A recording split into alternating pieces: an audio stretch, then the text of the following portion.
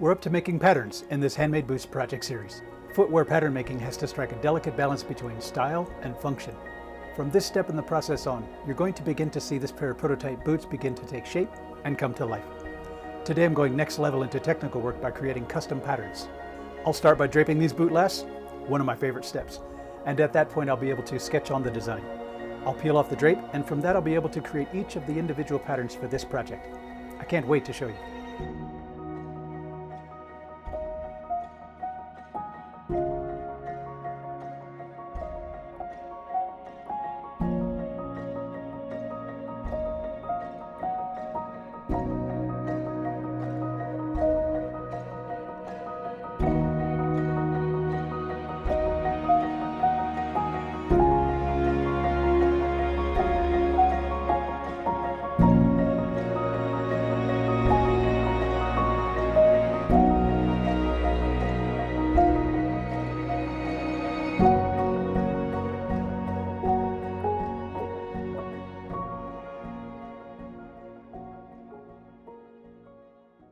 Hi, welcome back to Shoemanifesto.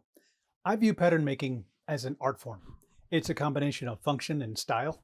On one hand, the designer wants to be creative, but on the other, needs to consider things like fit and function and comfort. Where and how the pattern pieces lie on the foot is extremely important. It would be very easy to wind up with a buckle that sits on the ankle bone, or a backline that was too high, or a dangling pinky toe, which is never a good look. So it's really important to consider foot anatomy all the way back during the initial concept and design phase. Pattern making is a process that goes from the 2D design sketch on paper to 3D on the shoe last drape, back to 2D again when I peel that drape off and create the flattened form, which is of course the base for each pattern that I'll be making. And if you know what to look for, then those problem fit issues can be addressed early. Remember, when it comes to shoemaking, the earlier the problems are found and corrected, the better. When I make shoe patterns, I'm working with the seen and the unseen. Patterns will always be larger than they first appear in the sketch or even on the drape, because every piece will have to have allowances like seam allowance, folding allowance, lasting allowances. Also, the shape of the patterns will change with something called springing. Springing the pattern is where I adjust the forefoot near the A-line across the vamp by cutting and adding a few millimeters. That prevents bulging of the upper at the thwart line and gives a much better fit. To make these, or any other patterns, I start by marking the A and B lines directly onto the lasts. Again, the A line across the shoe's natural breakpoint, and the B line along the sidewall of the shoe, which gives us a top line. Then I'll drape the entire last and the boot shank and sketch my design onto that. And since my lasts are single use, I'll also make an impression of my design into the last, and then I'll use those as reference points, as guides, later when I'm lasting these uppers. Then I'll peel everything off and transfer that to cardstock to make the flattened form. And like we talked about, I'll be trimming the heel counter and adding a few millimeters of toe spring of the vamp of that flattened form.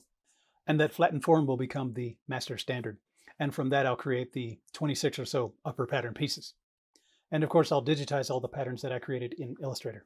Back in the tech bag video, we planned out how these shoes will function, what kind of closures I'll be using, etc. This particular pair of boots will be pretty versatile and fit because of the side lacings that would be able to accommodate a lot of different size wearers. All of this is the process of prototyping. Fit is determined by the lasts and by good patterns and by 100 other things that lead up to the first fitting, which will be a verification of all the hard work. This project reminds me of a previous one that I did where I used a piece of wire to hold the individual pattern pieces together. And just like that one, the uppers on this boots project is comprised of separate pieces that will use laces to hold it all together. And by the way, you can see more of that project and many others over on the Shoemanifesto Instagram and Facebook pages. I'm going to leave you with a look at my pattern making process. My focus will be making sure that I account for every piece that I'll need, so I'll check and recheck very carefully. Updates will be posted to Shoemanifesto's Instagram and Facebook page as soon as this video uploads. Check those out to see more, especially the project I mentioned before with the wire. That will give you an idea of the thought process behind this project. In the next video of this series, I start cutting materials and sewing. That's always exciting, but it also means I need to decide on what material I want to use for the insole binding.